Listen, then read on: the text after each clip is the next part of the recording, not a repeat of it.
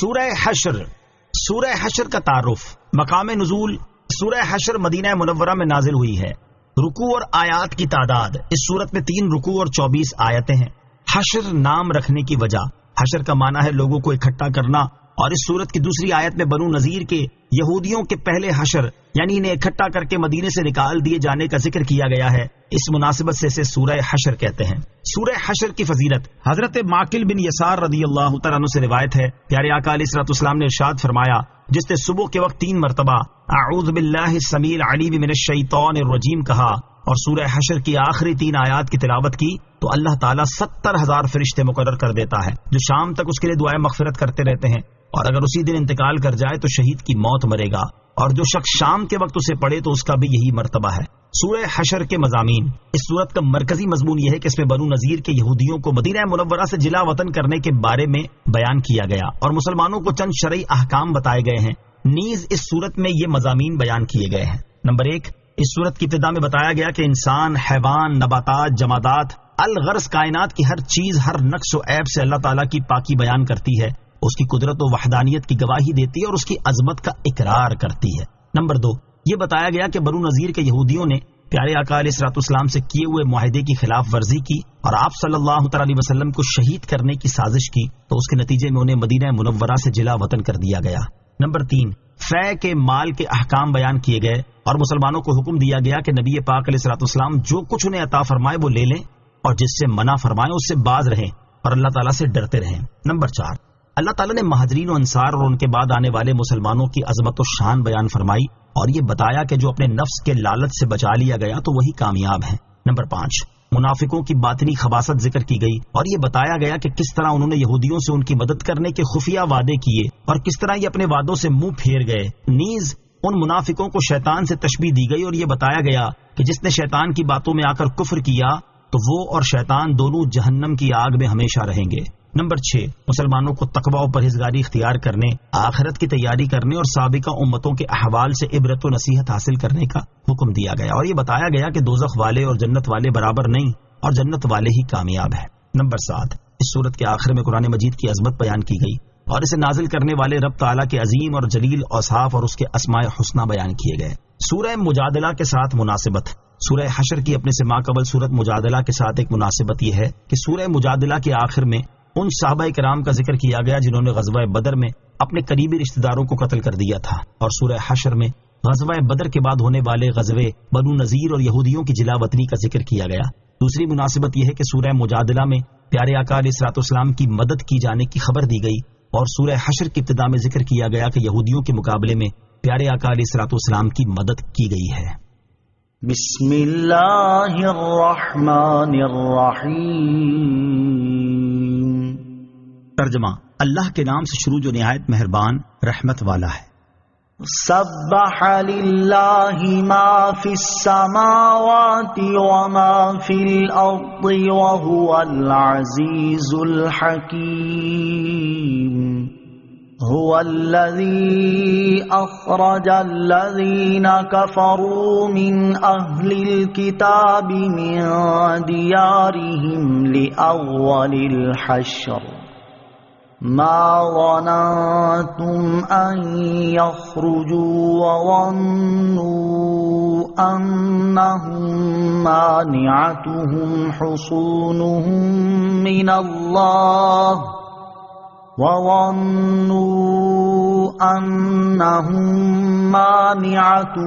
حصونهم من الله فأتاهم الله من حيث لم يحتسبوا وقذف في قلوبهم الرعب يخربون بيوتهم بأيديهم وأيدي المؤمنين فاعتبروا يا أولي الأبصار. ترجمہ. اللہ کی پاکی بیان کی ہر اس چیز نے جو آسمانوں میں اور جو زمین میں ہے، اور وہی بہت عزت والا بڑا حکمت والا ہے. وہی ہے جس نے ان کافر کتابیوں کو ان کے گھروں سے ان کے پہلے حشر کے وقت نکالا. تمہیں گمان نہ تھا کہ وہ نکلیں گے اور وہ سمجھتے تھے کہ ان کے قلعے انہیں اللہ سے بچا لیں گے، تو اللہ کا حکم ان کے پاس وہاں سے آیا جہاں سے انہیں گمان بھی نہ تھا، اور اس نے ان کے دلوں میں رعب ڈال دیا، وہ اپنے گھروں کو اپنے ہاتھوں سے اور مسلمانوں کے ہاتھوں سے ویران کرتے ہیں۔ تو اے آنکھوں والو، عبرت حاصل کرو۔ سبح للہ ما فی السماوات وما فی الارض، اللہ کی پاکی بیان کی ہر اس چیز نے جو آسمانوں میں اور جو زمین میں ہے۔ اس آیت سے معلوم ہوا کہ ہر چیز زبان قال یا حال سے اللہ تعالیٰ کی تسبیح کرتی ہے، جسے ہم نہیں سمجھتے، مگر ان کی تسبیح کی تاثیر جدا گانا ہے، جیسے سبزے کی تسبیح سے عذاب قبر دور ہوتا ہے۔ والذی اخرج الذین کفروا من اہل الکتاب، وہی ہے جس نے ان کافر کتابیوں کو نکالا۔ شان نزول، مفسرین فرماتے ہیں کہ یہ سورت بنو نذیر کے بارے میں نازل ہوئی۔ یہ لوگ یہودی تھے۔ جب نبی کریم علیہ الصلوۃ والسلام مدینہ طیبہ میں رونق افروز ہوئے تو انہوں نے حضور سے اس شرط پر صلح کی کہ نہ آپ کے ساتھ ہو کر کسی سے لڑیں گے اور نہ آپ سے جنگ کریں گے۔ جب جنگ بدر میں اسلام کی فتح ہوئی تو بنو نذیر نے کہا یہ وہی نبی ہیں جن کی صفت تورات میں ہے۔ پھر جب احد میں مسلمانوں کو ہزیمت کی صورت پیش آئی تو یہ شک میں پڑے اور انہوں نے سرکار دو عالم علیہ الصلوۃ والسلام اور آپ کے نیاز مندوں کے ساتھ عداوت کا اظہار کیا اور جو معاہدہ کیا تھا وہ توڑ دیا۔ اور ان کا ایک سردار کعب بن اشرف یہودی 40 یہودی سواروں کو ساتھ لے کر مکہ مکرمہ پہنچا اور کعبہ معظمہ کے پردے تھام کر قریش کے سرداروں سے رسول کریم علیہ الصلوۃ والسلام کے خلاف معاہدہ کیا۔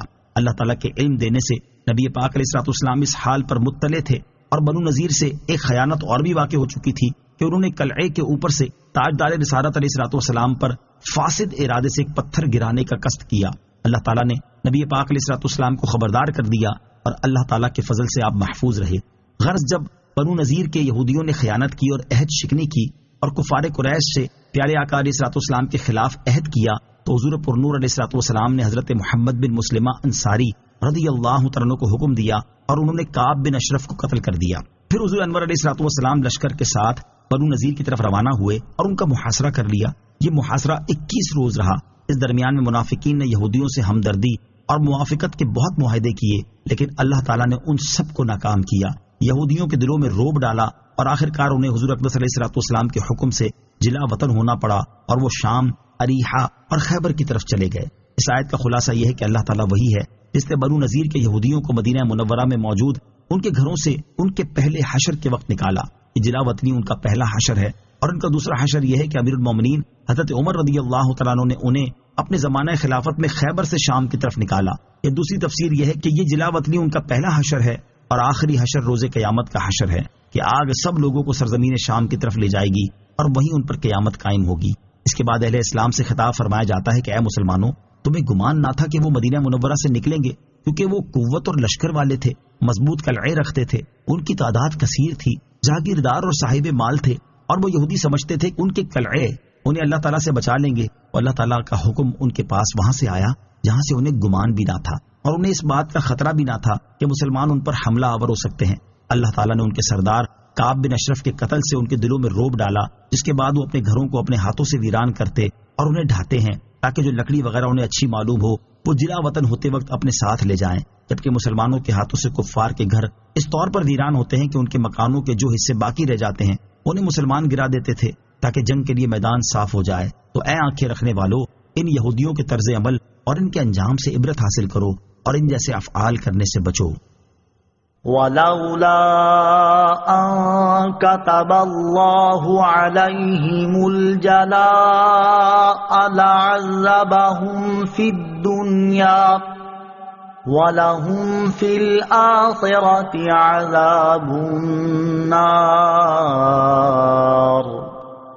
ذَلِكَ بِأَنَّهُمْ شَاقُّوا اللَّهَ وَرَسُولَهُ وَمَن يُشَاقِّ اللَّهَ فَإِنَّ اللَّهَ شَدِيدُ الْعِقَابِ۔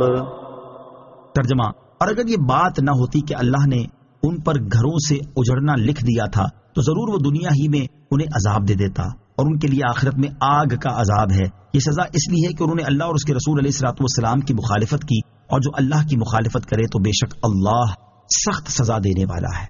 وَلَوْلَا أَن كَتَبَ اللَّهُ عَلَيْهِمُ الْجَلَاءَ، اگر یہ بات نہ ہوتی کہ اللہ نے ان پر گھروں سے اجڑنا لکھ دیا تھا۔ اس آیت اور اس کے بعد والی آیت کا خلاصہ یہ ہے کہ اگر یہ بات نہ ہوتی کہ اللہ تعالیٰ نے ان یہودیوں کا مال اور اولاد کے ساتھ گھروں سے جلا وطن ہونا لکھ دیا تھا تو وہ دنیا ہی میں انہیں عذاب دے دیتا، اور بنو قریظہ کے یہودیوں کی طرح انہیں بھی قتل اور قید میں مبتلا کرتا، اور یہ لوگ خواہ جلا وطن کیے جائیں یا قتل کیے جائیں، بہرحال ان کے لیے آخرت میں آگ کا عذاب ہے جس سے سخت کوئی عذاب نہیں۔ انہیں یہ سزا اس لیے دی گئی ہے کہ یہ لوگ اللہ تعالیٰ اور اس کے رسول صلی اللہ تعالیٰ علیہ وسلم کی مخالفت کرتے رہے، اور قانون یہ ہے کہ جو اللہ تعالیٰ اور اس کے رسول کی مخالفت کرے تو بے شک اللہ تعالیٰ اسے سخت سزا دینے والا ہے۔ ما قطعتم من لينة أو تركتموها قائمة على أصولها فبإذن الله وليخزي الفاسقين۔ ترجمہ: اے مسلمانوں، تم نے جو درخت کاٹے یا ان کی جڑوں پر قائم چھوڑ دیے تو یہ سب اللہ کی اجازت سے تھا، اور اس لیے تاکہ اللہ نافرمانوں کو رسوا کرے۔ ما قطعتم من لینة او ترکتموها قائمة على اصولها، تم نے جو درخت کاٹے یا ان کی جڑوں پر قائم چھوڑ دیے۔ شان نزول: جب بنو نذیر اپنے قلعوں میں پناہ گزین ہوئے تو سرکار دو عالم صلی اللہ تعالی علیہ وسلم نے ان کے درخت کاٹ ڈالنے اور انہیں جلا دینے کا حکم دیا۔ اس پر وہ دشمنان خدا بہت گھبرائے اور رنجیدہ ہوئے اور کہنے لگے، کیا تمہاری کتاب میں اس کا حکم ہے؟ یہ سن کر مسلمان اس بارے میں مختلف ہو گئے، اور بعض نے کہا درخت نہ کاٹو، یہ غنیمت ہے جو اللہ تعالیٰ نے ہمیں عطا فرمائی۔ بعض نے کہا اس سے کفار کو رسوا کرنا اور انہیں غیظ میں ڈالنا منظور ہے۔ اس پر یہ آیت نازل ہوئی اور اس میں بتایا گیا کہ مسلمانوں میں جو درخت کاٹنے والے ہیں ان کا عمل بھی درست ہے، اور جو کاٹنا نہیں چاہتے وہ بھی ٹھیک کہتے ہیں، کیونکہ درختوں کو کاٹنا اور باقی چھوڑ دینا یہ دونوں اللہ تعالیٰ کی اجازت سے تھے، اور اجازت دینا اس لیے تھا کہ اس کے ذریعے اللہ تعالیٰ یہودیوں کو ذلیل کرے۔ آیت ما قطعتم من لینہ سے معلوم ہونے والے مسائل۔ اس آیت سے دو مسئلے معلوم ہوئے۔ نمبر ایک، قرآن کے علاوہ بھی اللہ تعالیٰ کی طرف سے نبی کریم علیہ الصلوۃ والسلام کی طرف وحی بھیجی جاتی تھی، کیونکہ آیت میں بیان کردہ درختوں کو کاٹنے کا اذن الہی قرآن میں کہیں مذکور نہیں، تو یہ اجازت قرآن کے علاوہ وحی میں ہی دی گئی تھی۔ نمبر دو، جہاد میں کفار کو مغموم کرنے کے لیے ان کا مال برباد کرنا جائز ہے۔ وما أفاء الله على رسوله منهم فما أوجفتم عليه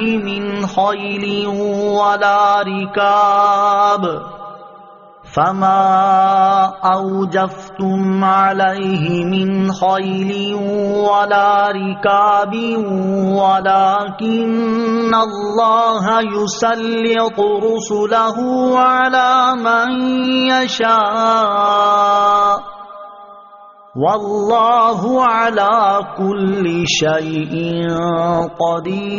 قدير۔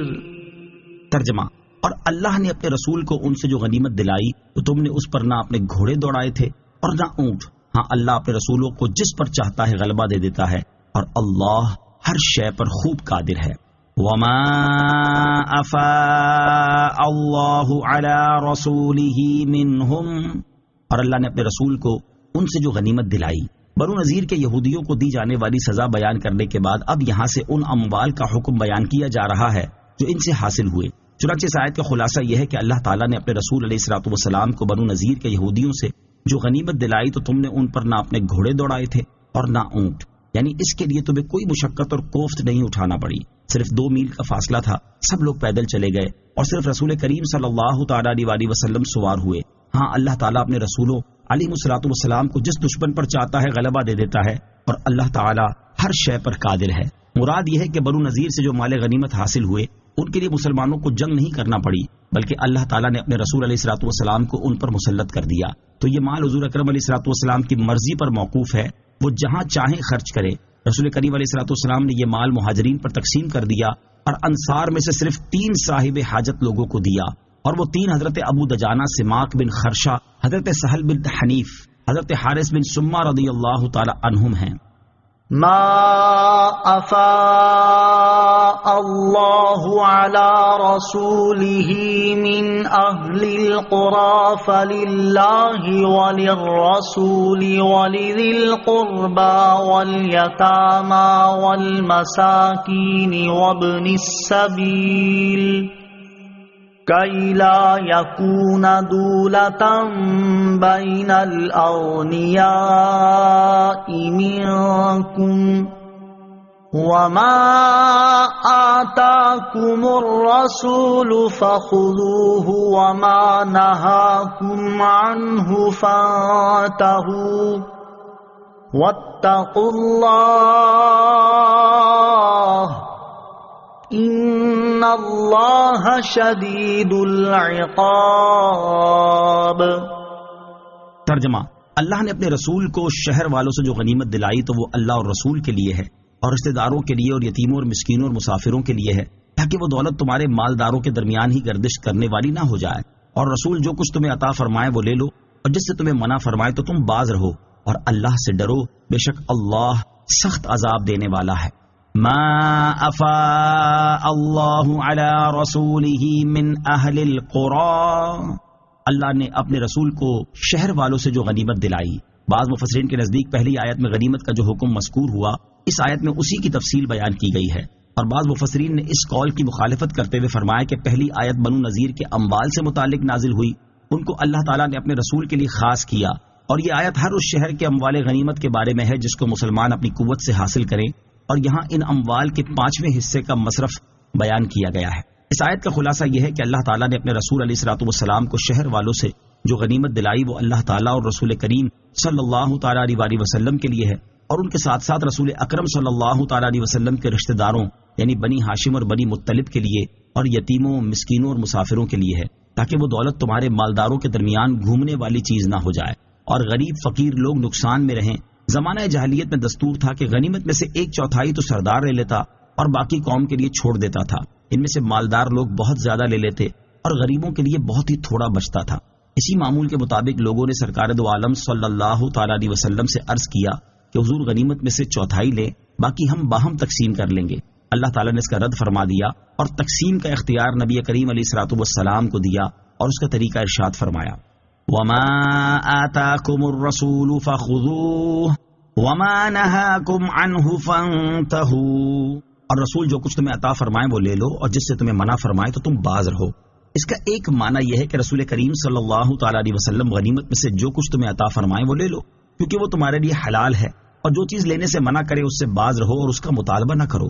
دوسرا معنی یہ ہے کہ رسول کریم صلی اللہ تعالیٰ علیہ وسلم تمہیں جو حکم دیں اس کی اتباع کرو، کیونکہ ہر حکم میں نبی کریم علیہ الصلوۃ والسلام کی اطاعت واجب ہے، اور جس سے منع فرمائے اس سے باز رہو۔ مزید فرمایا کہ اللہ تعالیٰ سے ڈرو، نبی کریم صلی اللہ تعالیٰ علیہ وسلم کی مخالفت نہ کرو، اور ان کے حکم کی تعمیل میں سستی نہ کرو، بے شک اللہ تعالیٰ اسے سخت عذاب دینے والا ہے جو رسول اکرم صلی اللہ تعالیٰ علیہ وسلم کی نافرمانی کرے۔ للفقراء المهاجرين الذين أخرجوا من ديارهم وأموالهم يبتغون فضلا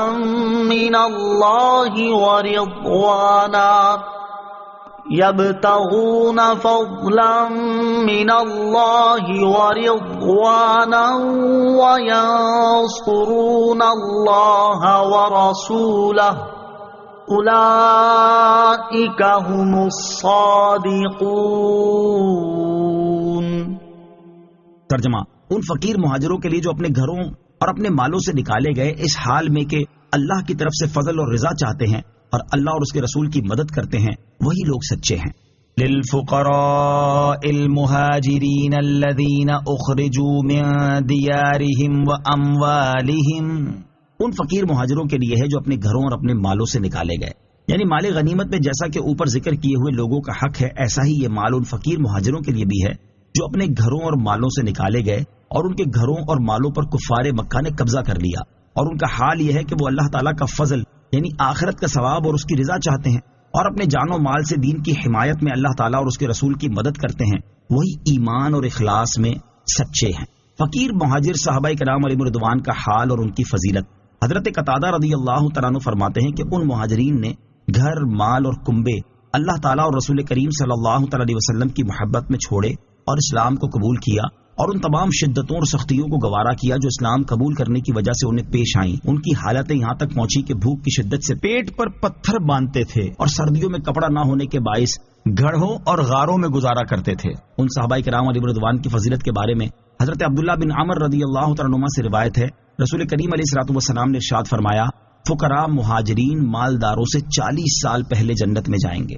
دوسری حدیث میں حضرت ابو سعید خدری رضی اللہ تعالیٰ عنہ سے روایت ہے، حضور پرنور علیہ الصلوۃ والسلام نے ارشاد فرمایا، اے تنگ دست مہاجرین کے گروہ، تمہیں بشارت ہو، قیامت کے دن تو مکمل نور کے ساتھ امیر لوگوں سے نصف دن پہلے جنت میں داخل ہوگے، اور یہ نصف دن 500 برس کے برابر ہے۔ نوٹ، یاد رہے کہ فقراء مہاجرین بعض مالداروں سے 40 برس پہلے جنت میں جائیں گے اور بعض سے 500 برس پہلے جنت میں جائیں گے، لہذا پہلے والی حدیث اس حدیث کے خلاف نہیں، جیسا کہ مفتی احمد یار خان نعیمی رحمۃ اللہ تعالی پہلی حدیث کی شرح میں فرماتے ہیں۔ خیال رہے کہ یہ فقراء بعض امیروں سے 40 سال پہلے اور بعض امیروں سے 500 سال پہلے جنت میں جائیں گے، لہذا یہ حدیث 500 برس والی حدیث کے خلاف نہیں۔ آیت للفقراء المہاجرین سے معلوم ہونے والے مسائل۔ اس آیت سے 4 مسئلے معلوم ہوئے۔ نمبر 1، اس آیت میں اللہ تعالیٰ نے ان مہاجر مسلمانوں کو فقراء فرمایا جو اپنے اموال وغیرہ مکہ معظمہ میں چھوڑ کر آئے تھے۔ اس سے معلوم ہوا کہ اگر کفار مسلمانوں کے مال پر قبضہ کر لیں تو وہ اس کے مالک ہو جائیں گے۔ نمبر 2، مہاجر صحابہ کرام علیہ رضوان حضور اقدس علیہ الصلوۃ والسلام کی مدد کے لیے آئے تھے، اور اللہ تعالیٰ نے فرمایا کہ میری مدد کے لیے آئے۔ اس سے معلوم ہوا کہ حضور پر نور علیہ الصلوۃ والسلام کی مدد کرنا اللہ تعالیٰ کی مدد کرنا ہے، یعنی حقیقت میں اللہ تعالیٰ کے دین کی مدد کرنا ہے۔ نمبر 3، اللہ تعالیٰ کے بندوں کی مدد لینا شرک نہیں۔ نمبر 4، خلفائے راشدین رضی اللہ تعالیٰ عنہم کی خلافت برحق ہے، کیونکہ ان خلافتوں کو سارے مہاجرین و انصار نے حق کہا اور وہ سب سچے ہیں۔ والذین تبوأوا الدار والایمان من قبلهم يحبون من هاجر الیہم ولا یجدون فی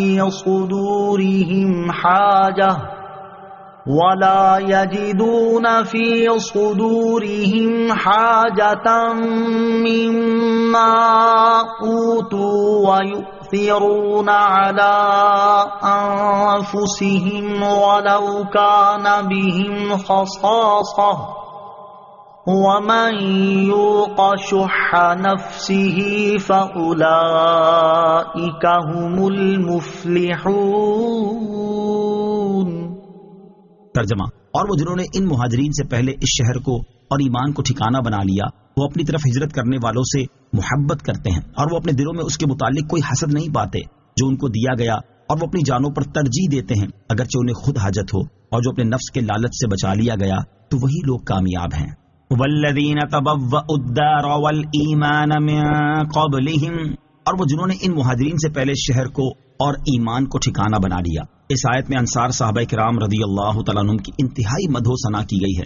چنانچہ اس آیت کا خلاصہ یہ ہے کہ جنہوں نے مہاجرین سے پہلے یا ان کی ہجرت سے پہلے بلکہ نبی کریم علیہ الصلوۃ والسلام کی تشریف آوری سے پہلے اس شہر مدینہ کو اپنا وطن اور ایمان کو اپنا ٹھکانہ بنا لیا، اسلام لائے اور حضور اقدس علیہ الصلوۃ والسلام کی تشریف آوری سے 2 سال پہلے مسجدیں بنائیں، ان کا حال یہ ہے کہ وہ اپنی طرف ہجرت کرنے والوں سے محبت کرتے ہیں اور اس کا عملی ثبوت دیتے ہوئے اپنے گھروں میں انہیں ٹھہراتے اور اپنے مالوں میں نصف کا انہیں شریک کرتے ہیں، اور وہ اپنے دلوں میں اس مال کے بارے میں کوئی خواہش اور طلب نہیں پاتے جو ان مہاجرین کو دیا گیا، اور وہ اپنے اموال اور گھر ایثار کر کے مہاجرین کو اپنی جانوں پر ترجیح دیتے ہیں اگرچہ انہیں خود مال کی حاجت ہو، اور جس کے نفس کو لالچ سے پاک کیا گیا تو وہی کامیاب ہیں۔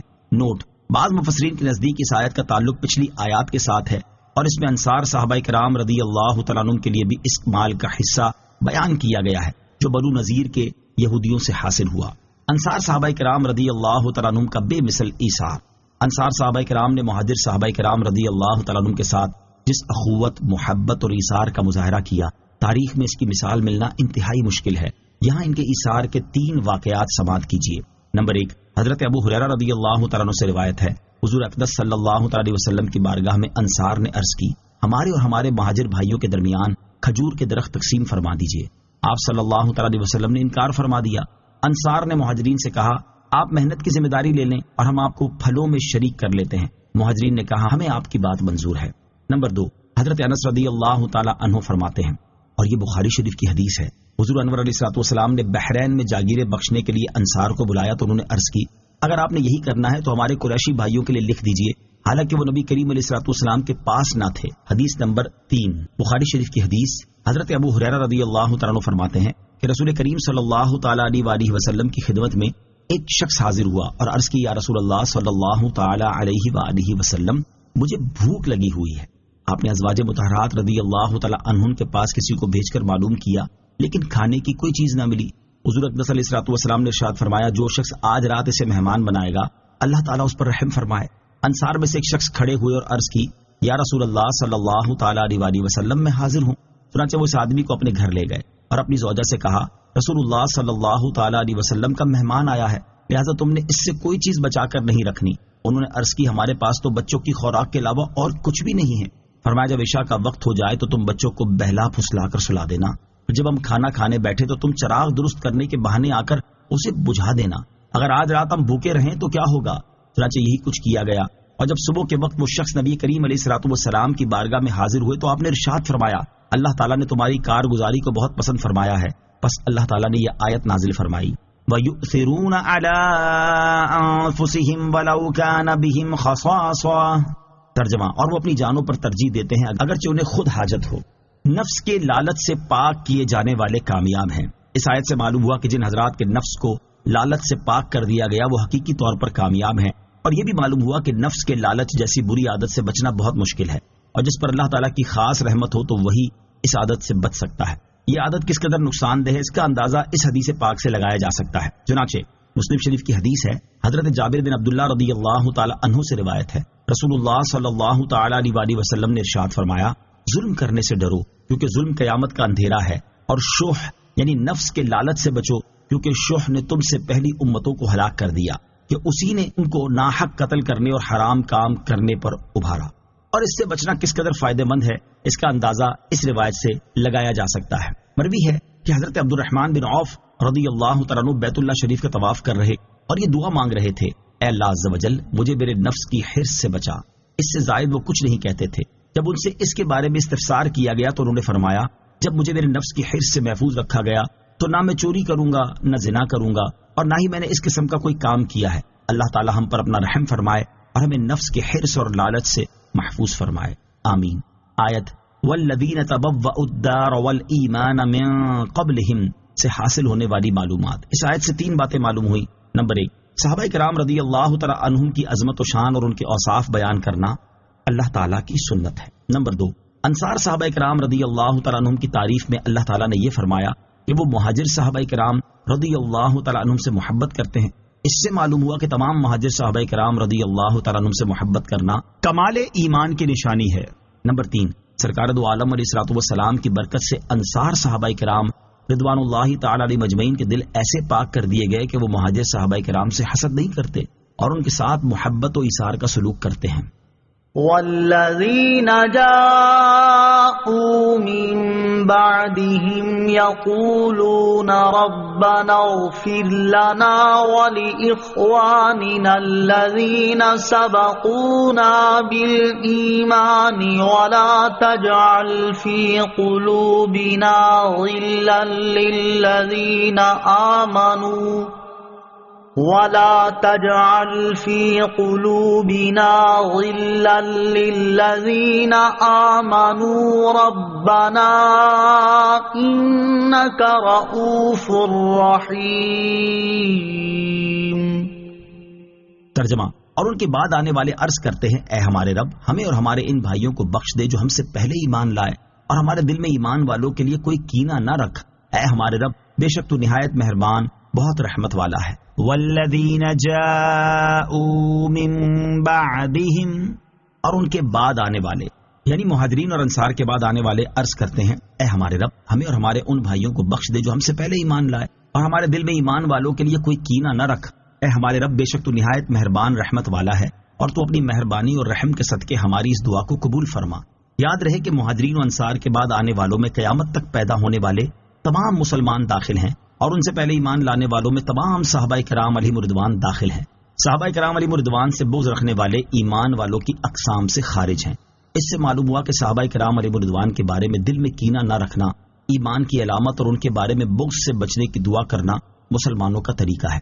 صدر الافاضل مفتی نعیم الدین مراد آبادی علیہ رحمۃ اللہ الحادی فرماتے ہیں جس کے دل میں کسی صحابی کی طرف سے بغض یا کدورت ہو اور وہ ان کے لیے دعائے رحمت و استغفار نہ کرے وہ مومنین کی اقسام سے خارج ہے، کیونکہ یہاں مومنین کی 3 قسمیں فرمائی گئیں، مہاجرین، انصار اور ان کے بعد والے جو ان کے تابع ہوں اور ان کی طرف سے دل میں کوئی کدورت نہ رکھیں اور ان کے لیے دعائے مغفرت کریں. تو جو صحابہ سے کدورت رکھے رافضی ہو یا خارجی وہ مسلمانوں کی ان تینوں قسموں سے خارج ہے. صحابہ کرام علیہ رضوان سے بغض رکھنے کا نتیجہ، صحابہ کرام رضی اللہ تعالی عنہم وہ مبارک ہستیاں ہیں جنہیں اللہ تعالیٰ نے اپنے پیارے حبیب صلی اللہ تعالیٰ علیہ وسلم کی صحبت اختیار کرنے کے لیے منتخب فرمایا اور ان کی عظمت و شان کو قرآن مجید میں بیان فرمایا. لیکن افسوس کچھ لوگ خود کو مسلمان بھی کہتے ہیں اور ان کے سینے صحابہ کرام رضی اللہ تعالیٰ عنہم کے بغض سے بھرے ہوئے ہیں. انہیں صحابہ کرام کے لیے استغفار کرنے کا حکم دیا گیا لیکن یہ انہیں گالیاں دیتے ہیں، جیسا کہ ام المومنین حضرت عائشہ صدیقہ رضی اللہ تعالیٰ عنہا نے فرمایا لوگوں کو حکم تو یہ دیا گیا کہ صحابہ کرام اور رضوان کے لیے استغفار کریں اور کرتے یہ ہیں کہ انہیں گالیاں دیتے ہیں. ایسے لوگوں کے لیے اس حدیث پاک میں بڑی عبرت ہے. ترمذی شریف کی حدیث ہے، حضرت عبداللہ بن مغفل رضی اللہ تعالیٰ عنہ سے روایت ہے، رسول کریم صلی اللہ تعالیٰ علیہ وسلم نے ارشاد فرمایا میرے صحابہ رضی اللہ تعالیٰ عنہ کے متعلق اللہ سے ڈرو، میرے صحابہ کے بارے میں اللہ سے ڈرو، اللہ سے ڈرو، میرے بعد انہیں نشانہ نہ بناؤ، کیونکہ جس نے ان سے محبت کی تو میری محبت کی وجہ سے ان سے محبت کی، اور جس نے ان سے بغض رکھا تو میرے بغض کی وجہ سے ان سے بغض رکھا، اور جس نے انہیں ستایا اس نے مجھے ستایا، اور جس نے مجھے ستایا اس نے اللہ کو ایذا دی، اور جس نے اللہ کو ایذا دی تو قریب ہے کہ اللہ اسے پکڑے. اللہ تعالیٰ ایسے لوگوں کو ہدایت اور عقل سلیم عطا فرمائے اور ان کے دلوں کو صحابہ کرام رضی اللہ تعالیٰ عنہم کی عظمت و شان سے معمور فرمائے. آمین. مسلمانوں سے بغض نہ رکھنے کے سبب جنت کی بشارت ملی. آیت پاک میں مذکور دعا سے یہ بھی معلوم ہوا کہ ہمیں اپنے دل میں کسی بھی مسلمان کے بارے میں بغض اور کینہ نہیں رکھنا چاہیے. یہاں اسی سے متعلق ایک حدیث پاک سماعت کیجیے. چنانچہ حضرت انس رضی اللہ تعالیٰ عنہ فرماتے ہیں ایک بار ہم سرکار دو عالم صلی اللہ تعالیٰ علیہ وسلم کی بارگاہ میں حاضر تھے تو آپ صلی اللہ تعالیٰ علیہ وسلم نے ارشاد فرمایا ابھی اہل جنت میں سے ایک آدمی تمہارے سامنے آئے گا. تو انصار میں سے ایک شخص آیا جس کی داڑھی سے وضو کا پانی ٹپک رہا تھا اور وہ بائیں ہاتھ میں اپنا جوتا لٹکائے ہوئے تھا. تو جب دوسرا دن ہوا تو رسول اللہ صلی اللہ تعالیٰ علیہ وسلم نے فرمایا ابھی تمہارے سامنے اہل جنت میں سے ایک آدمی آئے گا. چنانچہ وہی آدمی اپنے پہلے دن والی کیفیت کے مطابق آیا. پھر جب تیسرا دن آیا تو نبی پاک علیہ الصلوۃ والسلام نے پھر اسی طرح ارشاد فرمایا. پھر وہی آدمی آیا. جب رسول کریم علیہ الصلوۃ والسلام تشریف لے گئے تو حضرت عبداللہ بن عمرو بن عاص رضی اللہ تعالیٰ عنہ اس آدمی کے پیچھے گئے اور فرمایا میرا اپنے والد سے جھگڑا ہو گیا ہے اور میں نے یہ قسم کھائی ہے کہ میں 3 راتیں اس کے پاس نہیں جاؤں گا، لہٰذا اگر آپ مناسب خیال کریں تو میری قسم کا وقت ختم ہونے تک مجھے اپنے پاس رہنے کی اجازت دے دیں. اس نے کہا ٹھیک ہے. حضرت انس رضی اللہ تعالیٰ عنہ فرماتے ہیں حضرت عبداللہ بن عمر رضی اللہ تعالیٰ عنہما نے بتایا کہ انہوں نے 3 راتیں اس کے ساتھ گزاری. اس دوران انہوں نے رات میں کسی بھی وقت اس آدمی کو اٹھتے نہیں دیکھا. البتہ اس کا حال یہ تھا کہ جب وہ اپنے بستر پر کروٹ بدلتا تو اللہ تعالیٰ کا ذکر کرتا اور اس کی عظمت و کبریائی بیان کرتا، یہاں تک کہ وہ صبح کی نماز کے لیے اٹھا اور خوب اچھی طرح وضو کیا اور میں نے اسے کلمہ خیر کہنے کے علاوہ کچھ کہتے نہیں سنا. جب 3 راتیں گزر گئیں اور قریب تھا کہ میں اس کے عمل کو کم گمان کرتا تو میں نے کہا اے اللہ کے بندے، بے شک میرے اور میرے والد کے درمیان کوئی جھگڑا اور ناراضی نہیں ہے اور نہ ہی کوئی فراق اور جدائی ہے. اصل بات یہ ہے کہ میں نے رسول اللہ صلی اللہ علیہ وسلم کو تمہارے بارے میں 3 مجالس میں 3 بار یہ فرماتے سنا ہے کہ ابھی تمہارے سامنے اہل جنت میں سے ایک آدمی داخل ہوگا اور تینوں بار تم ہی آئے. چنانچہ میں نے ارادہ کیا کہ تمہارے پاس ٹھہر کر تمہارے عمل کو دیکھوں. میں نے تمہیں کوئی بڑا عمل کرتے نہیں پایا. تو وہ کون سا عمل ہے جس کی وجہ سے تم نے رسول کریم علیہ الصلوۃ والسلام کی زبان اقدس سے یہ فضیلت پائی؟ اس نے کہا میرا عمل وہی ہے جو آپ نے دیکھا. یہ بات سن کر میں واپس جانے کے لیے پلٹا تو اس نے مجھے بلایا اور کہا عمل تو وہی ہے جو آپ نے دیکھ لیا، البتہ میں اپنے دل میں کسی مسلمان کے بارے میں کوئی کینہ نہیں رکھتا اور جو خیر و برکت اللہ تعالیٰ نے اسے عطا فرمائی اس پر کبھی حسد نہیں کرتا. یہ سن کر حضرت عبداللہ بن عمر رضی اللہ تعالیٰ عنہ نے اس سے فرمایا یہی وہ عمل ہے جس نے تجھے جنت میں پہنچا دیا ہے اور یہی وہ عمل ہے جس کی ہم طاقت اور استطاعت نہیں رکھتے. اللہ تعالیٰ ہمیں بھی اپنے مسلمان بھائیوں کے ساتھ بغض اور کینہ رکھنے سے محفوظ فرمائے. آمین. آیت والذین جاءوا من بعدہم سے حاصل ہونے والی معلومات. اس آیت سے مزید 3 باتیں معلوم ہوئی. نمبر 1، ہر مسلمان کو چاہیے کہ صرف اپنے لیے دعا نہ کرے بلکہ اپنے بزرگوں کے لیے بھی دعا کیا کرے. نمبر 2، بزرگان دین خصوصاً صحابہ کرام اور اہل بیت رضی اللہ تعالیٰ عنہم کے عرس، ختم، نیاز اور فاتحہ اعلیٰ چیزیں ہیں کہ ان میں ان بزرگوں کے لیے دعا ہے.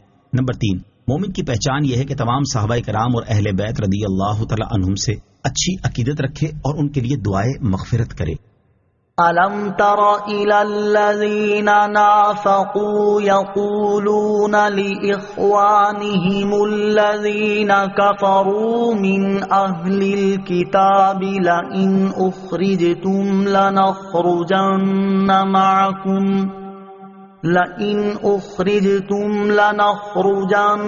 مَعَكُمْ وَلَا نُطِيعُ فِيكُمْ أَحَدًا أَبَدًا وَإِنْ قُوتِلْتُمْ لَنَنصُرَنَّكُمْ وَاللَّهُ يَشْهَدُ إِنَّهُمْ لَكَاذِبُونَ. ترجمہ: کیا تم نے منافقوں کو نہ دیکھا کہ اپنے اہل کتاب کافر بھائیوں سے کہتے ہیں کہ قسم ہے اگر تم نکالے گئے تو ضرور ہم تمہارے ساتھ نکلیں گے اور ہرگز تمہارے بارے میں کسی کا کہنا نہ مانیں گے، اور اگر تم سے لڑائی کی گئی تو ہم ضرور تمہاری مدد کریں گے، اور اللہ گواہی دیتا ہے کہ یقیناً وہ ضرور جھوٹے ہیں۔ الم تر الی الذین نافقوا، کیا تم نے منافقوں کو نہ دیکھا؟ اس آیت کا خلاصہ یہ ہے کہ اے حبیب صلی اللہ تعالی علیہ وسلم، کیا آپ نے عبداللہ بن ابی سلول منافق اور اس کے ساتھیوں کو نہ دیکھا کہ اپنے اہل کتاب کافر بھائیوں بنو قریظہ اور بنو نذیر سے کہتے ہیں کہ اگر تم مدینہ منورہ سے نکالے گئے تو ضرور ہم تمہارے ساتھ جائیں گے، اور ہرگز تمہارے خلاف کسی کا کہا نہ مانیں گے، نہ مسلمانوں کا نہ رسول اکرم کا، اور اگر تم سے لڑائی ہوئی تو ہم ضرور تمہاری مدد کریں گے اور تمہارے ساتھ مل کر لڑیں گے۔ اللہ تعالیٰ گواہ ہے کہ یہودیوں سے منافقین کے یہ سب وعدے جھوٹے ہیں۔ آیت الم تر الی الذین نافقوا سے حاصل ہونے والی معلومات، اس آیت سے 4 باتیں معلوم ہوئی۔ نمبر 1، منافق کفار کے بھائی ہیں، مومنوں کے بھائی نہیں، اگرچہ وہ بظاہر کلمہ پڑھتے ہیں لیکن وقت پر کفار ہی کا ساتھ دیتے ہیں۔ نمبر 2، کفار کو بھائی سمجھنا اور بھائی کہنا منافقوں کا کام ہے۔ نمبر 3، منافق در حقیقت کسی کا ساتھی نہیں اور نہ ہی اس کے وعدوں کا کوئی اعتبار ہے، نہ کفار کو اس پر اعتبار آتا ہے اور نہ مسلمانوں کو۔ نمبر 4، اللہ تعالیٰ اپنے حبیب علیہ الصلوۃ والسلام کو ان کی خفیہ رازوں پر اطلاع دیتا ہے، کیونکہ منافقوں کی یہ گفتگو نہایت رازداری کے ساتھ تنہائی میں ہوئی تھی۔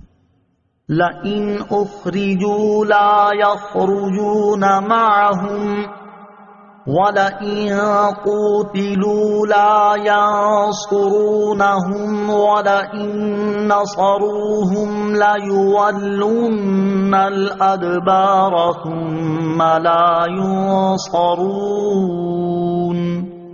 ترجمہ، قسم ہے اگر وہ نکالے گئے تو یہ ان کے ساتھ نہ نکلیں گے، اور قسم ہے اگر ان سے لڑائی کی گئی تو یہ ان کی مدد نہ کریں گے، اور قسم ہے اگر یہ ان کی مدد کریں گے تو ضرور پیٹھ پھیر کر بھاگیں گے، پھر ان کی مدد نہ کی جائے گی۔ لئن اخرجوا لا يخرجون معهم، قسم ہے اگر وہ نکالے گئے تو یہ ان کے ساتھ نہ نکلیں گے۔ اس آیت میں منافقین کے حال کی خبر دیتے ہوئے ارشاد فرمایا گیا کہ اگر وہ یہودی مدینے سے نکالے گئے تو یہ منافق ان کے ساتھ نہ نکلیں گے، اور اگر ان یہودیوں سے لڑائی کی گئی تو یہ منافق ان کی مدد نہ کریں گے۔ چنانچہ ایسا ہی ہوا کہ یہودیوں کو مدینہ منورہ سے نکال دیا گیا اور منافقین ان کے ساتھ نہ نکلے، اور یہودیوں سے لڑائی ہوئی لیکن منافقوں نے یہودیوں کی مدد نہ کی۔ مزید ارشاد فرمایا کہ اگر بالفرض منافق یہودیوں کی مدد کریں گے تو ضرور پیٹھ پھیر کر بھاگ جائیں گے، پھر جب یہ مددگار بھاگ نکلیں گے تو منافقوں کی مدد نہ کی جائے گی، اللہ تعالیٰ انہیں ہلاک فرما دے گا اور ان کا کفر ظاہر ہونے کے بعد ان کا نفاق انہیں نفع نہ دے گا۔ لَأَنْتُمْ أَشَدُّ رَهْبَةً فِي صُدُورِهِم مِّنَ اللَّهِ ذَلِكَ بِأَنَّهُمْ قَوْمٌ لَا يَفْقَهُونَ۔ ترجمہ، بے شک ان کے دلوں میں اللہ سے زیادہ تمہارا ڈر ہے، یہ اس لیے کہ وہ ناسمجھ لوگ ہیں۔ لَأَنْتُمْ أَشَدُّ رَهْبَةً فِي صُدُورِهِم مِّنَ اللَّهِ، بے شک ان کے دلوں میں اللہ سے زیادہ تمہارا ڈر ہے، یعنی اے مسلمانوں بے شک ان منافقوں کے دلوں میں اللہ تعالیٰ سے زیادہ تمہارا ڈر ہے کہ تمہارے سامنے تو کفر کا اظہار کرنے سے ڈرتے ہیں، اور یہ جانتے ہوئے بھی کہ اللہ تعالیٰ دلوں کی چھپی باتیں جانتا ہے، دل میں کفر رکھتے ہیں۔ ان کا یہ ڈر اس لیے ہے کہ وہ ناسمجھ لوگ ہیں، اللہ تعالیٰ کی عظمت کو نہیں جانتے، ورنہ جیسا اس سے ڈرنے کا حق ہے ویسا اس سے ڈرتے۔ لا يقاتلونكم جميعا إلا في قرى محصنة أو من وراء جدر بأسهم بينهم شديد تحسبهم جميعا وقلوبهم شتى ذَلِكَ بِأَنَّهُمْ قَوْمٌ لَا يَعْقِلُونَ۔ ترجمہ، یہ سب مل کر بھی تم سے نہ لڑیں گے مگر قلعہ بند شہروں میں یا دیواروں کے پیچھے سے۔ ان کی آپس میں لڑائی بہت سخت ہے، تم انہیں اکٹھا سمجھتے ہو، حالانکہ ان کے دل الگ الگ ہیں، یہ اس لیے کہ وہ بے عقل لوگ ہیں۔ لا يقاتلونکم جمیعا، یہ سب مل کر بھی تم سے نہ لڑیں گے، یعنی اے مسلمانوں سب یہودی مل کر بھی اعلانیہ تم سے نہ لڑیں گے، بلکہ قلعہ بند شہروں میں اور دیواروں کے پیچھے چھپ کر لڑیں گے۔ چنانچہ ایسا ہی ہوا کہ مدینہ منورہ کے اہل کتاب نے کبھی کھلم کھلا مسلمانوں کے مقابلے کی ہمت نہ کی، بلکہ غزوہ خندق کے بعد جب مسلمانوں نے ان کی بد عہدی کی بنا پر ان سے مقابلہ کیا تو وہ اپنے آپ کو کوچہ بند محلوں میں بند ہو کر بیٹھ گئے، پھر مجبوراً نکلے تو بنو قریظہ قتل اور بنو نذیر جدا وطن کر دیے گئے۔ یوں اللہ تعالیٰ نے جیسا فرمایا تھا ویسا ہی ہوا۔ خیال رہے کہ یہاں صرف مدینہ منورہ کے کتابیوں کا ذکر ہے، لہٰذا اس آیت پر یہ اعتراض نہیں کیا جا سکتا کہ نبی کریم علیہ الصلوۃ والسلام کے زمانے میں مشرکین اور حضرت عمر فاروق رضی اللہ تعالیٰ عنہ کے زمانے میں یہودی اور عیسائی مسلمانوں کے مقابلے میں آئے اور ان سے بڑی بڑی لڑائیاں ہوئیں. بأسهم بینہم شدید، اور ان کی آپس میں لڑائی بہت سخت ہے. یعنی جب وہ یہودی آپس میں لڑتے ہیں تو بہت شدت اور سختی سے لڑتے ہیں، لیکن مسلمانوں کے مقابلے میں بزدل اور نامرد ثابت ہوتے ہیں، کیونکہ اللہ تعالیٰ نے ان کے دلوں میں مسلمانوں کا رعب ڈال دیا ہے. تحسبهم جميعا وقلوبهم شتى، تم انہیں اکٹھا سمجھتے ہو حالانکہ ان کے دل الگ الگ ہیں. یعنی اے سننے والے، تم انہیں ایک متحد، متفق اور ایک دوسرے سے الفت رکھنے والی جماعت سمجھتے ہو، حالانکہ ان کے دل الگ الگ ہیں اور وہ ایک دوسرے سے کوئی الفت نہیں رکھتے. اور ان کے دلوں کا الگ الگ ہونا اس لیے ہے کہ وہ بے عقل لوگ ہیں، نہ حق کو پہچانتے ہیں اور نہ اس کی پیروی کرتے ہیں. مسلمان کافروں پر کسی صورت اعتماد نہ کریں. اس آیت سے معلوم ہوا کہ کفار مسلمانوں کے مقابلے میں کسی مصلحت کی وجہ سے ایک ہو جاتے ہیں، ورنہ حقیقت یہ ہے کہ ان میں باہمی اتفاق اور اتحاد نہیں ہے، بلکہ یہ ایک دوسرے کے شدید دشمن ہیں اور اپنی دشمنی نکالنے کا کوئی موقع ہاتھ سے جانے نہیں دیتے. حضرت انس رضی اللہ تعالیٰ عنہ سے روایت ہے، نبی کریم صلی اللہ تعالیٰ علیہ وسلم نے ارشاد فرمایا، ایمان والے ایک دوسرے کے خیر خواہ اور باہم محبت کرنے والے ہوتے ہیں، اگرچہ ان کے گھر اور اجسام جدا جدا ہوں. اور فاجر لوگ آپس میں ایک دوسرے کے ساتھ دھوکہ اور خیانت کرنے والے ہوتے ہیں، اگرچہ ان کے گھر اور بدن اکٹھے ہوں. فی زمانہ بھی اس کے نظارے دیکھے جا رہے ہیں. لہذا مسلمانوں کو چاہیے کہ کفار پر کسی صورت اعتماد نہ کریں، بلکہ اپنے مسلمان بھائیوں پر اعتماد کریں، اور مسلمانوں کو بھی چاہیے کہ وہ ایک دوسرے کے اعتماد پر پورا اتریں. كمثل الذين من قبلهم قريبا ذاقوا وبال أمرهم وَلَهُمْ عَذَابٌ أَلِيمٌ. ترجمہ: ان کی مثال ان لوگوں کی مثال جیسی ہے جو ابھی قریب زمانے میں ان سے پہلے ہوئے ہیں اور انہیں اپنے کام کا وبال چکھا اور ان کے لیے دردناک عذاب ہے. كَمَثَلِ الَّذِينَ مِن قَبْلِهِمْ قَرِيبًا، ان کی مثال ان لوگوں کی مثال جیسی ہے جو ابھی قریب زمانے میں ان سے پہلے ہوئے ہیں. اس آیت میں یہودیوں کی ایک مثال بیان کی گئی ہے جن کا خلاصہ یہ ہے کہ ان کا حال مشرکین جیسا ہے، جنہوں نے جنگ بدر میں رسول کریم علیہ الصلوۃ والسلام کے ساتھ عداوت رکھنے کا اور کفر کرنے کا وبال چکھا اور ذلت و رسوائی کے ساتھ ہلاک کیے گئے، اور اس کے ساتھ ساتھ ان کے لیے آخرت میں جہنم کا دردناک عذاب ہے. تو دنیا و آخرت میں جو حشر ان مشرکوں کا ہوا وہی ان یہودیوں کا ہوگا. كَمَثَلِ الشَّيْطَانِ إِذْ قَالَ لِلْإِنسَانِ اكْفُرْ فَلَمَّا كَفَرَ قَالَ إِنِّي بَرِيءٌ مِّنكَ إِنِّي أَخَافُ اللَّهَ رَبَّ الْعَالَمِينَ.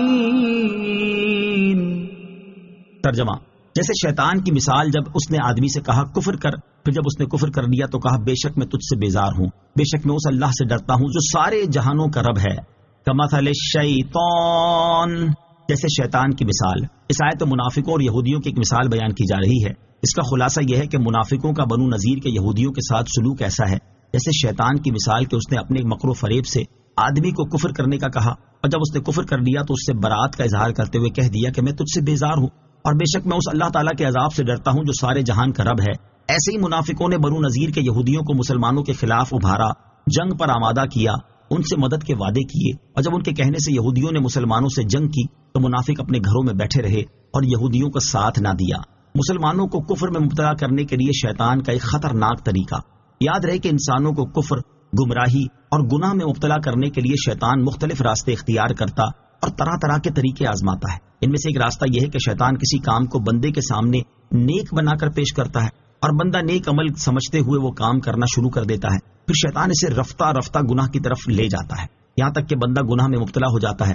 پھر اس گناہ سے ہونے والی رسوائی سے بندے کو خوف زدہ کر کے دوسرے گناہ پر مجبور کرتا ہے. یوں اس سے گناہ در گناہ کرواتا رہتا ہے اور آخرکار بندے کو کفر کرنے پر مجبور کر دیتا ہے. اور جب بندہ کفر کر لیتا ہے تو شیطان اسے کفر کی اندھیری وادی میں تنہا چھوڑ کر چلا جاتا ہے، اور یہ بندہ کفر کی حالت میں موت کا شکار ہو کر ہمیشہ کے لیے جہنم کے دردناک عذاب میں مبتلا ہو جاتا ہے. یہاں اسی سے متعلق ایک عبرت انگیز حدیث پاک سماعت کیجیے. چنانچہ نبی کریم علیہ الصلوۃ والسلام نے ارشاد فرمایا، بنی اسرائیل میں ایک راہب تھا.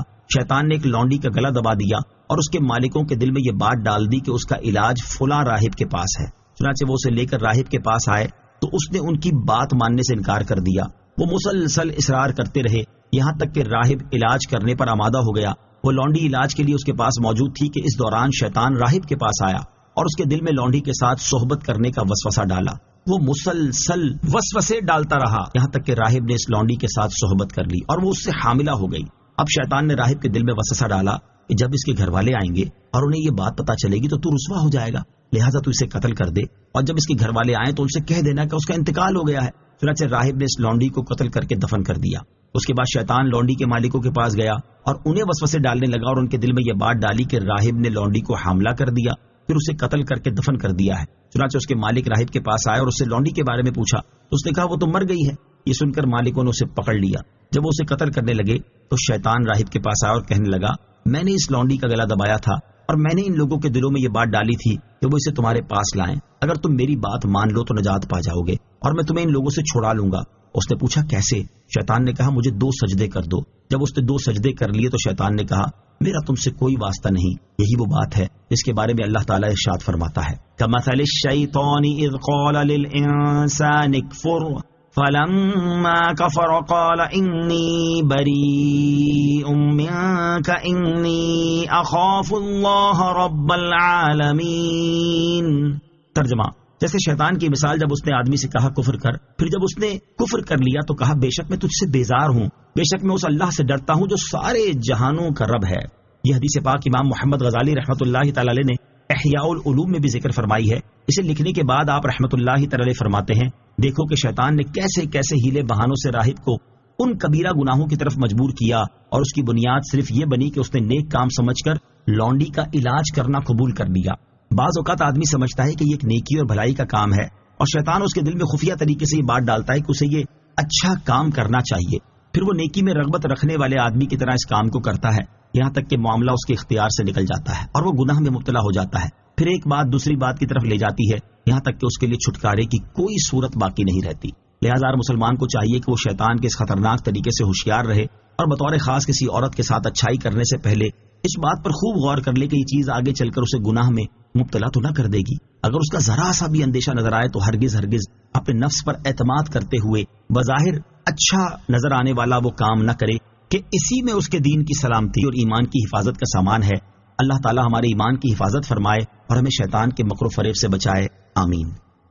فَكَانَ عَاقِبَتَهُمَا أَنَّهُمَا فِي النَّارِ خَالِدَيْنِ فِيهَا وَذَلِكَ جَزَاءُ الظَّالِمِينَ۔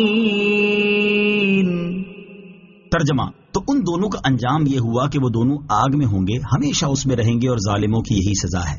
فَكَانَ عَاقِبَتَهُمَا، تو ان دونوں کا انجام یہ ہوا، یعنی شیطان اور کفر کرنے والے اس انسان کا اخروی انجام یہ ہوا کہ وہ دونوں جہنم کی آگ میں ہیں اور ہمیشہ اس میں رہیں گے، اور ظالموں کی یہی سزا ہے کہ وہ ہمیشہ جہنم کی آگ میں رہیں۔ یا ایھا الذین آمنوا اتقوا اللہ ولتنظر نفس ما قدمت لغد واتقوا اللہ ان اللہ خبیر بما تعملون۔ ترجمہ، اے ایمان والو اللہ سے ڈرو اور ہر جان دیکھے کہ اس نے کل کے لیے آگے کیا بھیجا ہے، اور اللہ سے ڈرو بے شک اللہ تمہارے اعمال سے خوب خبردار ہے۔ یا ایھا الذین آمنوا اتقوا اللہ، اے ایمان والو اللہ سے ڈرو۔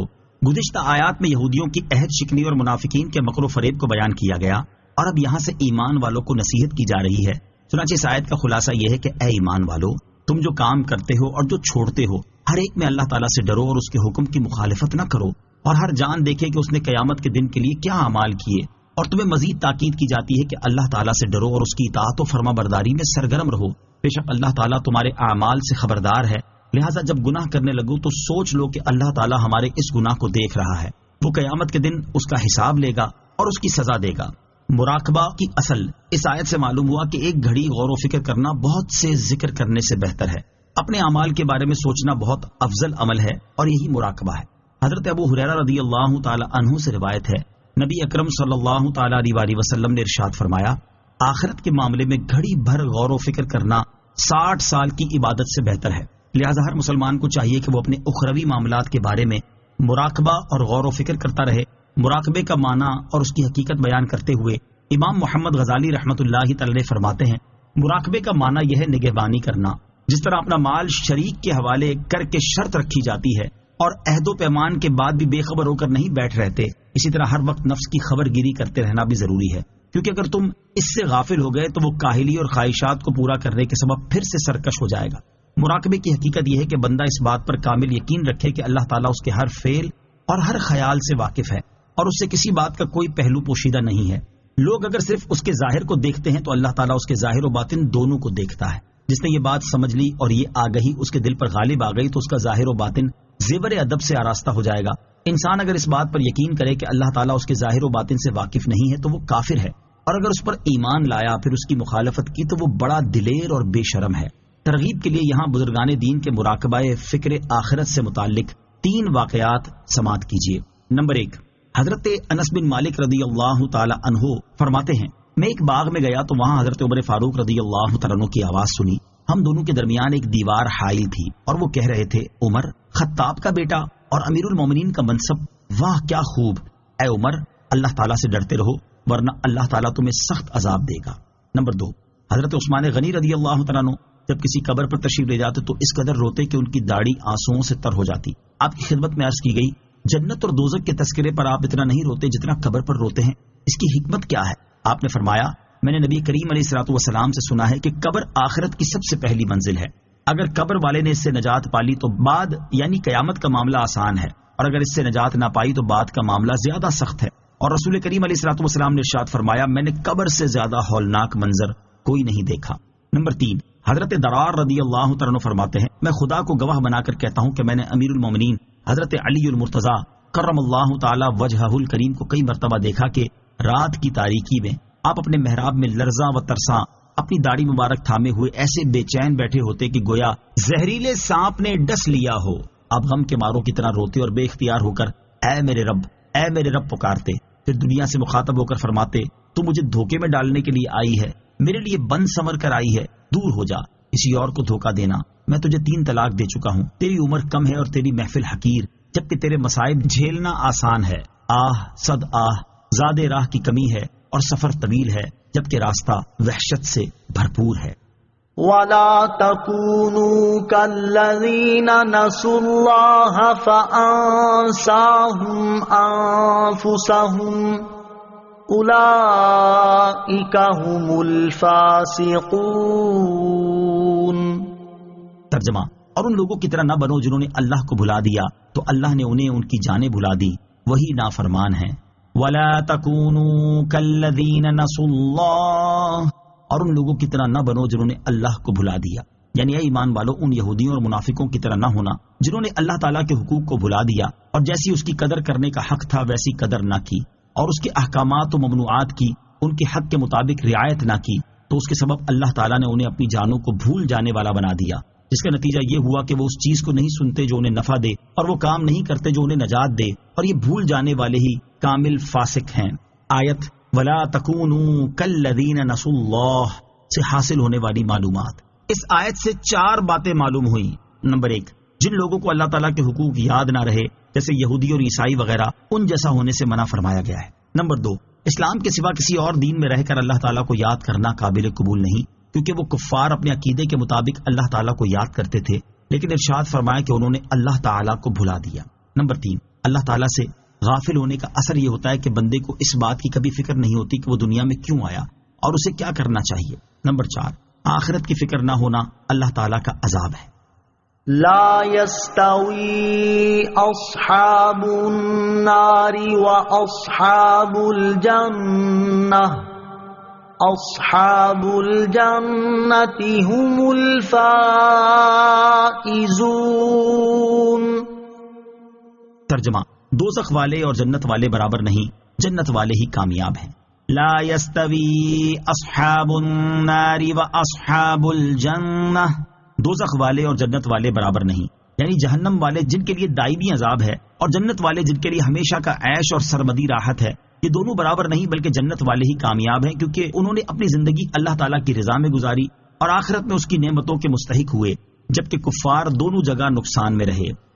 لو انزلنا هذا القرآن على جبل لرأيته خاشعا متصدعا من خشية الله وَتِلْكَ الْأَمْثَالُ نَضْرِبُهَا لِلنَّاسِ لَعَلَّهُمْ يَتَفَكَّرُونَ۔ ترجمہ: اگر ہم یہ قرآن کسی پہاڑ پر اتارتے تو ضرور تم اسے جھکا ہوا اللہ کے خوف سے پاش پاش دیکھتے، اور ہم یہ مثالیں لوگوں کے لیے بیان فرماتے ہیں تاکہ وہ سوچیں۔ لو انزلنا هذا القرآن على جبل، اگر ہم یہ قرآن کسی پہاڑ پر اتارتے، یعنی قرآن مجید کی عظمت و شان ایسی ہے کہ اگر ہم اسے کسی پہاڑ پر اتارتے اور اس کو انسان کسی تمیز عطا کرتے تو انتہائی سخت اور مضبوط ہونے کے باوجود تم اسے ضرور جھکا ہوا اور اللہ تعالیٰ کے خوف سے پاش پاش دیکھتے۔ ہم یہ اور اس جیسی دیگر مثالیں لوگوں کے لیے بیان فرماتے ہیں تاکہ وہ سوچیں اور خیال کریں کہ جب ہم اشرف المخلوقات ہیں تو چاہیے کہ ہمارے اعمال بھی اشرف و اعلیٰ ہوں۔ نوٹ: یاد رہے کہ یہاں آیت میں قرآن سے مراد اللہ تعالیٰ کا کلام ہے، اور اتارنے سے مراد اس کلام کو اس کی عظمت کے ظہور کے ساتھ اتارنا مراد ہے۔ یعنی اگر ہم قرآن مجید کو اس کی عظمت ظاہر کرتے ہوئے پہاڑ پر اتار دیتے تو وہ اس کی تاب نہ لاتا اور پھٹ جاتا۔ اس آیت سے اشارتاً معلوم ہوا کہ حضور انور علیہ السلام کا قلب شریف پہاڑ سے زیادہ قوی اور مضبوط ہے، کیونکہ آپ کو اللہ تعالیٰ کا خوف اور اسرار الہی سے واقفیت کامل طریقے سے حاصل ہونے کے باوجود آپ اپنے مقام پر قائم ہیں۔ هو اللہ الذی لا الہ الا ہو عالم الغیب والشہادۃ هو الرحمن الرحیم۔ ترجمہ: وہی اللہ ہے جس کے سوا کوئی معبود نہیں، ہر غیب اور ظاہر کا جاننے والا ہے، وہی نہایت مہربان بہت رحمت والا ہے۔ هو اللہ الذی لا الہ الا ہو، وہی اللہ ہے جس کے سوا کوئی معبود نہیں۔ اس سے پہلی آیت میں قرآن مجید کی عظمت و شان بیان کی گئی، اور اس آیت سے اللہ تعالیٰ اپنی عظمت و شان بیان فرما رہا ہے کہ وہی اللہ ہے جس کے سوا کوئی معبود نہیں، اور اس کی شان یہ ہے کہ وہ ظاہر اور پوشیدہ نیز موجود و معدوم سب کو جانتا ہے، اور وہی بڑا مہربان رحمت والا ہے۔ هو اللہ الذی لا الہ الا ہو الملک القدوس السلام المؤمن المہیمن العزیز الجبار المتکبر سبحان اللہ عما یشرکون۔ ترجمہ: وہی اللہ ہے جس کے سوا کوئی معبود نہیں، بادشاہ، نہایت پاک، سلامتی دینے والا، امن بخشنے والا، حفاظت فرمانے والا، بہت عزت والا، بے حد عظمت والا، اپنی بڑائی بیان فرمانے والا ہے۔ اللہ ان مشرکوں کے شرک سے پاک ہے۔ هو اللہ الذی لا الہ الا ہو، وہی اللہ ہے جس کے سوا کوئی معبود نہیں۔ اس آیت میں اللہ تعالیٰ نے اپنے 10 اوصاف بیان فرمائے ہیں۔ نمبر 1، اللہ تعالیٰ کے سوا کوئی معبود نہیں۔ نمبر 2، ملک و حکومت کا حقیقی مالک ہے کہ تمام موجودات اس کے ملک اور حکومت کے تحت ہیں، اور اس کا مالک ہونا اور اس کی سلطنت دائمی ہے جسے زوال نہیں۔ نمبر 3، ہر عیب سے اور تمام برائیوں سے نہایت پاک ہے۔ نمبر 4، اپنی مخلوق کو آفتوں اور نقصانات سے سلامتی دینے والا ہے۔ نمبر 5، اپنے فرما بردار بندوں کو اپنے عذاب سے امن بخشنے والا ہے۔ نمبر 6، ہر چیز پر نگہبان اور اس کی حفاظت فرمانے والا ہے۔ نمبر 7، ایسی عزت والا ہے جس کی مثال نہیں مل سکتی، اور ایسے غلبے والا ہے کہ اس پر کوئی بھی غالب نہیں آ سکتا۔ 8 اور 9، اپنی ذات اور تمام صفات میں عظمت اور بڑائی والا ہے، اور اپنی بڑائی کا اظہار کرنا اسی کے شایع اور لائق ہے، کیونکہ اس کا ہر کمال عظیم ہے اور ہر صفت عالی ہے، جبکہ مخلوق میں کسی کو یہ حق حاصل نہیں کہ وہ تکبر یعنی اپنی بڑائی کا اظہار کرے، بلکہ بندے کے لیے شایع یہ ہے کہ وہ عاجزی اور انکساری کا اظہار کرے۔ نمبر 10، اللہ تعالیٰ ان مشرکوں کے شرک سے پاک ہے۔ هو اللہ الخالق البارئ المصور له الاسماء الحسنى يسبح له ما في السماوات والارض وهو العزيز الحكيم۔ ترجمہ: وہی اللہ بنانے والا، پیدا کرنے والا، ہر ایک کو صورت دینے والا، سب اچھے نام اسی کے ہیں، آسمان و زمین میں موجود ہر چیز اسی کی پاکی بیان کرتی ہے، اور وہی بہت عزت والا، بڑا حکمت والا ہے۔ هو اللہ الخالق، وہی اللہ بنانے والا، یعنی وہی اللہ ہے جس کی شان یہ ہے کہ وہ بنانے والا، عدم سے وجود میں لانے والا اور ہر ایک کو جیسی چاہے ویسی صورت دینے والا ہے. سب اچھے نام اسی کے ہیں جو کہ اس کی بلند صفات پر دلالت کرتے ہیں. آسمانوں اور زمین میں موجود ہر چیز تمام عیوب و نقائص سے اس کی پاکی بیان کرتی ہے اور وہی حقیقی طور پر عزت والا حکمت والا ہے. سورہ حشر کی آخری 3 آیات کی فضیلت. سورہ حشر کی آخری 3 آیات کی بڑی فضیلت ہے. حضرت ماقل بن یسار رضی اللہ تعالیٰ عنہ سے روایت ہے، رسول کریم صلی اللہ تعالیٰ علیہ وسلم نے ارشاد فرمایا، جس نے صبح کے وقت 3 مرتبہ اعوذ باللہ السمیع العلیم من الشیطان الرجیم کہا اور سورہ حشر کی آخری 3 آیات کی تلاوت کی تو اللہ تعالیٰ 70,000 فرشتے مقرر کر دیتا ہے جو شام تک اس کے لیے دعائے مغفرت کرتے رہتے ہیں، اور اگر اسی دن انتقال کر جائے تو شہید کی موت مرے گا، اور جو شخص شام کے وقت اسے پڑھے تو اس کا بھی یہی مرتبہ ہے. اس کی دوسری فضیلت یہ ہے، حضرت ابو امامہ باہلی رضی اللہ تعالیٰ عنہ سے روایت ہے، سرکار دو عالم صلی اللہ تعالیٰ علیہ وسلم نے ارشاد فرمایا، جس شخص نے رات یا دن میں سورہ حشر کی آخری 3 آیتیں پڑھی اور اسی رات یا دن میں اس کا انتقال ہو گیا تو اس نے جنت کو واجب کر لیا. آمنت باللہ صدق اللہ العظیم.